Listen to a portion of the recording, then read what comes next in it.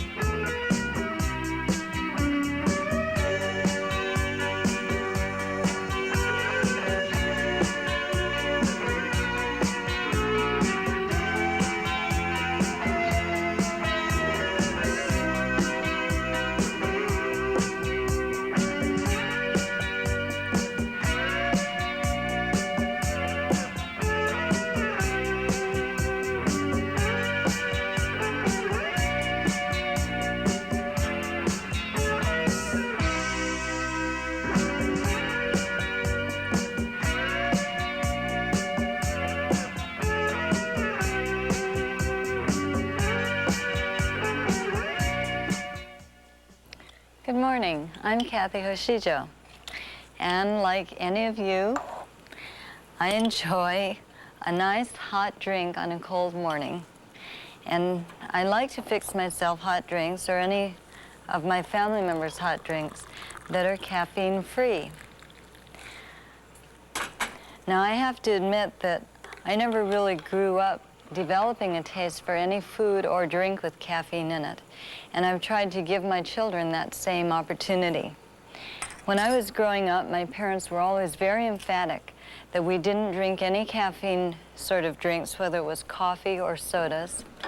And I never really ate a lot of chocolate because growing up in Hawaii, I used to eat these little dried fruits called simois. But for those who have developed a taste for caffeine drinks, one of them being coffee, this grain coffee is a nice substitute. And it can be used in just about any recipe that calls for instant coffee. Today I'm going to show you how to make a delicious cheesecake that I call Have a Little Coffee in Your Cream Cheesecake. And instead of using coffee, I use this, and to make it healthy, I use some low-fat dairy products.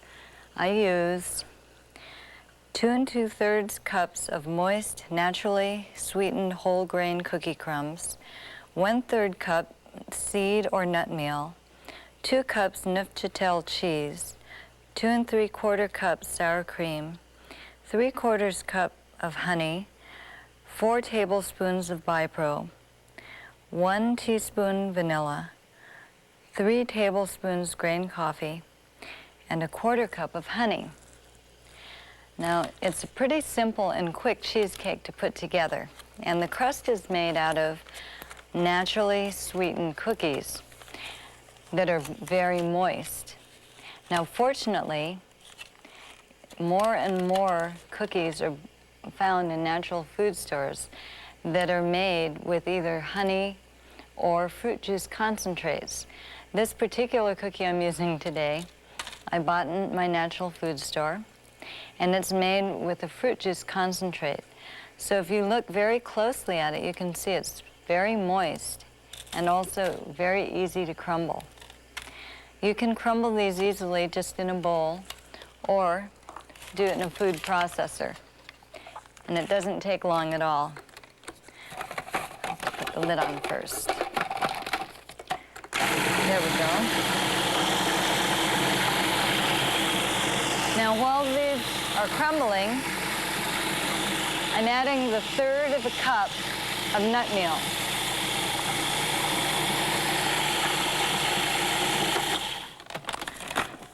So now I have my crumbled cookies and the nut meal all totally mixed together. You can always make your own naturally sweetened cookies at home. But if you don't have time, fortunately now, because more people are trying to avoid sugar, there are a lot of naturally sweetened cookies available in the marketplace. As a matter of fact, if people are trying to cut sugar out of their diet, it's almost an automatic thing that both coffee and chocolates will be eliminated, because it's real interesting to note that most caffeine foods, or foods that contain caffeine in them, are usually made or either in the home or in a factory with sugar in them. So if you're cutting out sugar, you've probably already eliminated a lot of caffeine products. You just pat your cookie crumbs into the cheesecake pan, and then it's time to mix together the filling. I'm using 2 cups worth of Neuchâtel cheese. Now 2 cups is the same as 2 8-ounce packages. This comes wrapped in a little package like this, just like cream cheese. But it's better to use than cream cheese because it contains much less fat. Now also, to avoid fat, I'm using my own version of sour cream. It looks like sour cream, but this is actually a low-fat version made with 1 cup of low-fat cottage cheese, a 1/4 cup of butter, or I'm sorry, buttermilk, there is a difference, 2 tablespoons of lemon juice, and 1/2 teaspoon of honey. Now that mixture just gets blended together in a blender till it's smooth, and it turns out amazingly close to tasting like sour cream. But you have much, much less fat and a lot more protein and nutrients in it. And to this, we're going to add 3/4 cup of honey and 4 tablespoons of Bipro. Now, Bipro is what I use in place of eggs in my cooking now. It's a powder that is the protein, actually, from whey. And as most of you may know, or some of you may know, whey protein is very easy to digest by the human body. The protein structure of whey is actually the closest thing to human mother's milk. And this particular protein powder contains no cholesterol or saturated fat. That's the vanilla. Now this gets food processed or blended together again till it's smooth. And it doesn't take long, especially when the Neuchâtel cheese is already softened at room temperature.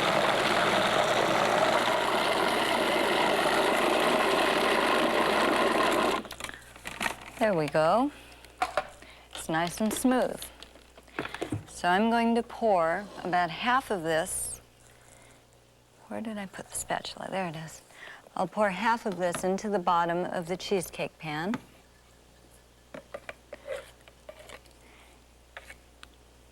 Right there. Now I'm going to reserve the other 1/2 over here for later use. But I'm going to keep about 1 cup of this blended mixture in the bottom here of the food processor. And to this, I'm going to add about 3 tablespoons of the grain coffee to make a nice, very concentrated mocha mixture here. And to this, there it is. I'm going to add 1/4 cup of honey. Now this gets mixed or blended together again till it's completely smooth and the grain coffee is mixed in thoroughly. Now that doesn't take long either. And what you're going to want to do with this mixture, I'm going to pour it into a measuring cup so I can handle it easier. I usually pour about 1 cup or 3/4 of a cup in and drizzle it in on top of the white mixture that we already have in here. Now what we want to do is end up with a nice marbleized looking cheesecake. So you want to cut this in, but don't cut all the way through to the crust. Just stay up on top where the cheese mixture is. On top of this goes the rest of the white mixture. This makes a really attractive dessert, and it's nice because although it still does contain some cholesterol and saturated fat, by using the Untitled cheese and the low-fat sour cream, you really cut down on fat consumption a lot, and you get a lot more nutrients as well. Now on top of this, I usually reserve about 1/4 cup to drizzle in like that. And then just kind of cut it in to marbleize it and put it in a 350-degree oven for between 60 and 70 minutes. And this is going to bake up quite firm. And when it cracks on the top, like most cheesecakes do, then it's done. See? Of course, you don't have to limit yourself to real heavy desserts like this. You can make a real light dessert that I call Espresso Ice. Now to make this Espresso Ice, I've just taken 5 cups of water, hot boiling water, and dissolved 1/3 cup of the ground coffee and a whole cup of honey into the water. Then I refrigerated it until it formed a slush. Don't let it freeze over solid though, because if it freezes over solid, you're going to have a very hard, rocky, crystally dessert. When it's about halfway frozen, take it out of the freezer and wire whisk it like this, so that you have a mixture that's nice and slushy. Now this slushy mixture has to be put back in the freezer again and allowed to freeze. You don't really have to worry about it freezing or how long it freezes after that, because once it's been mixed up and mixed in like that, it won't freeze up real solid. It'll remain kind of slushy no matter how long it's refrigerated. Then just take a tiny bit of it like this and pour it into a nice dessert bowl and top it off with another low-fat topping. For example, like this tofu whipped topping that I've got.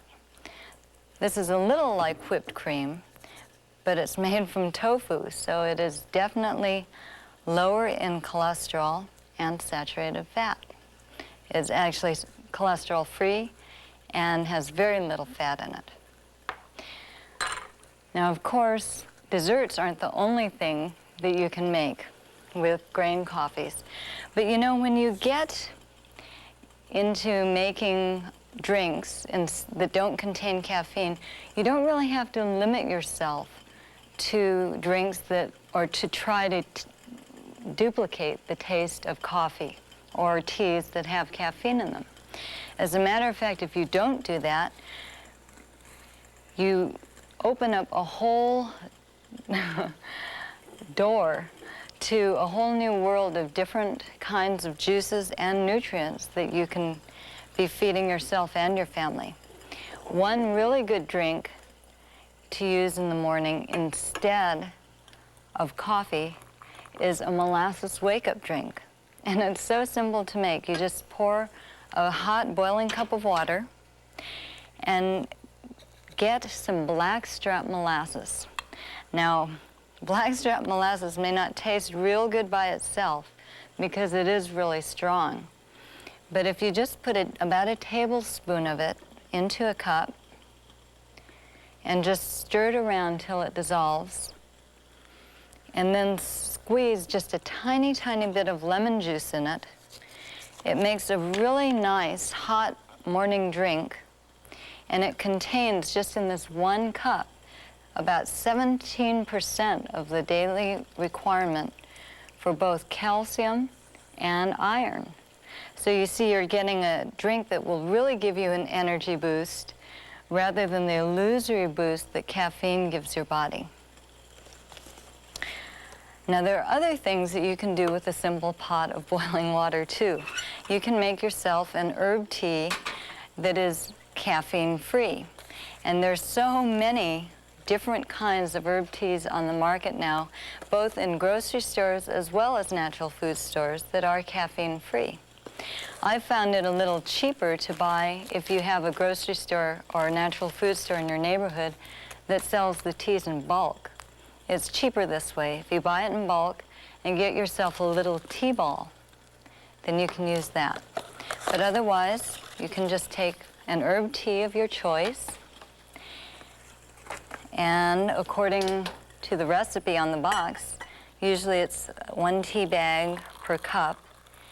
And just to sweeten it, instead of using honey and to add a little bit of a different flavor, you can use a frozen fruit concentrate. And because, again, people are trying to cut sugar out of their diet, there are many fruit concentrates in grocery stores now that are made with absolutely no sugar in them at all. It's just the straight fruit. And just put about a tablespoon per cup of fruit concentrate into the cup, and you end up with kind of a fruit punchy, herby, real interesting tasting drink for starting out the day or just anytime you want a hot drink. Now, another one that I make a lot is a ginseng tea. Now, ginseng is a Chinese herb that is very, very good for people. Real ginseng looks like this, the ginseng root. Of course, that is the whole root, and you don't cook it like that. You have to slice it.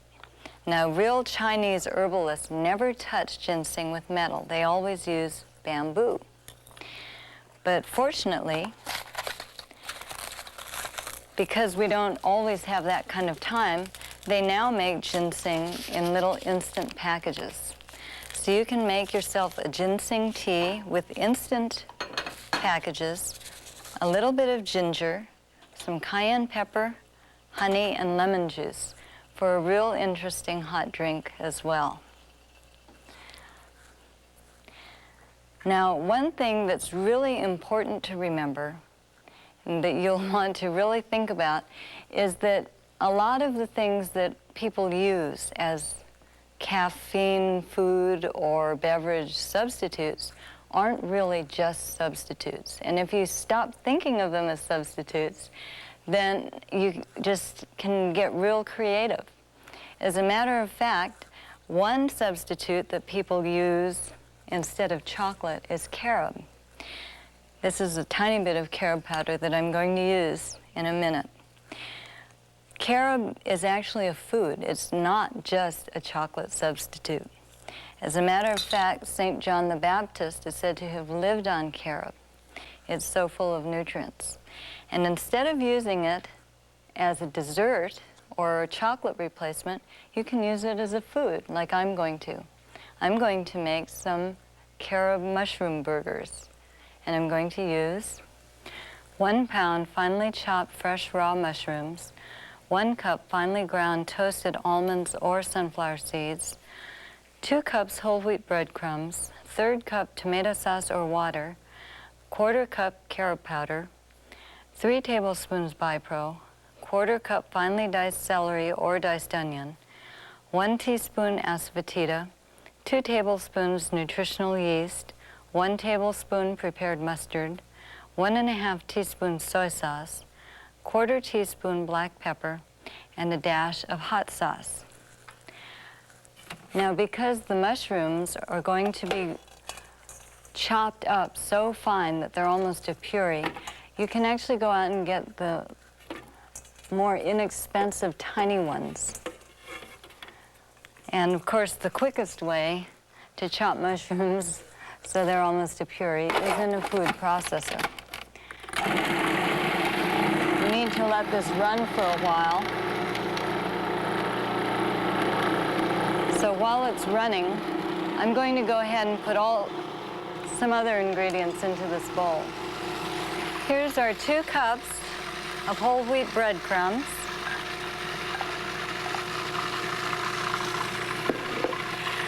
Now, the mushrooms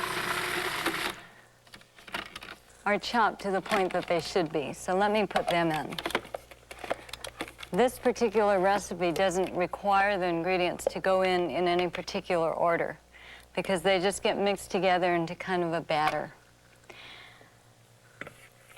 And see the mushrooms here? They're chopped so fine that they've practically almost formed a puree.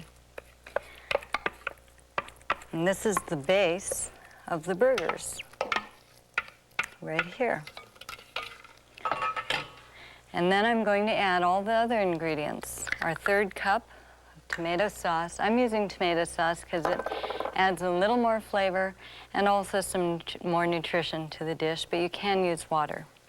There's 2 tablespoons of yeast, a 1/4 cup of celery because I'm using a teaspoon of asafetida as well. Now, if you can't get asafetida, which is what I use in place of onions or garlic, you can also just chop up a 1/4 cup of finely chopped diced onion and throw it in there. And to bind this together, like eggs are sometimes used for binding, I'm again going to use the Bipro. 4 tablespoons of it. No, I'm sorry, 3 tablespoons of it. And that's for binding as well as nutrition. And this is the finely ground toasted almond. Now you can use sunflower seeds or really any other nut that you like. The tablespoon of mustard with the black pepper and the soy sauce, and a tiny bit, just a dash of hot sauce. And you don't have to use this if you don't want, especially if you're making for children. Now this is my 1/4 cup of carob powder, which is usually used and most people think of as a chocolate substitute. But like I said, it is a food. It is smart to avoid chocolate in the diet because you're avoiding sugar as well as caffeine. Now, a lot of us have heard that caffeine is not healthy for us, but we may not know exactly what it does in our bodies. What caffeine does in the body is that it makes the blood pressure go up, so it's quite risky for someone who has high blood pressure. It can increase the likelihood of a heart attack. Caffeine also increases the insulin and adrenaline levels in the body. And for those of us who are trying to stay a little slim, that's important to keep our insulin levels down because an increase of insulin in the bloodstream causes the body to store and manufacture fat more efficiently. Now, to make the burgers, which are not sweet chocolate tasting at all, we want to get a 1/2 cup scoop like this and just pat it down to about 3/4 of an inch thick. And you're going to want to bake this in the oven at 350 degrees for only 2 minutes. Then after 2 minutes, take the patties out and brush them either with melted margarine or butter and put them back in the oven at 350 degrees again to bake for another 10 minutes. Now, fortunately, they bake at the same temperature the cheesecake did. So I've got some baking right here. And as you can see, they make a really hearty looking patty, which is good served like this along with rice or mashed potatoes and a nice steamed vegetable or a fresh salad.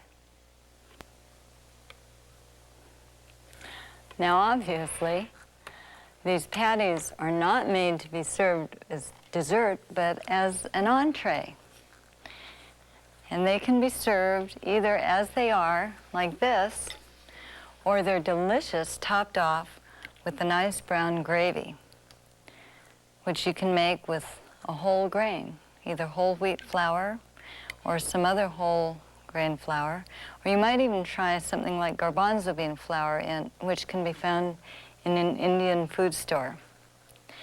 These patties also make delicious burgers like these, which you can make either topped with cheese or leave the cheese out for a cholesterol and saturated fat-free burger.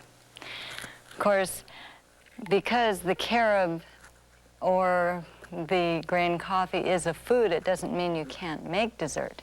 So you can go ahead and make your little bit of coffee in the cheesecake, or the very low cholesterol and calorie espresso ice dessert.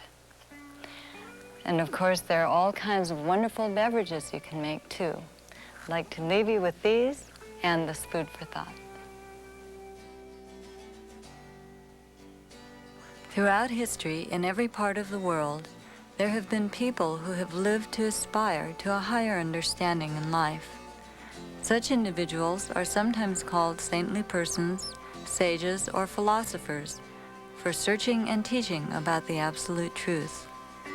The Chinese sage Lao Tzu tried to describe the absolute truth as such. There was something undefined and yet complete in itself, existing before heaven and earth, silent and boundless, standing alone without change, yet pervading without fail. It may be regarded as the mother of the world. I do not know its name. I call it Tao. In the absence of a better word, call it the Great.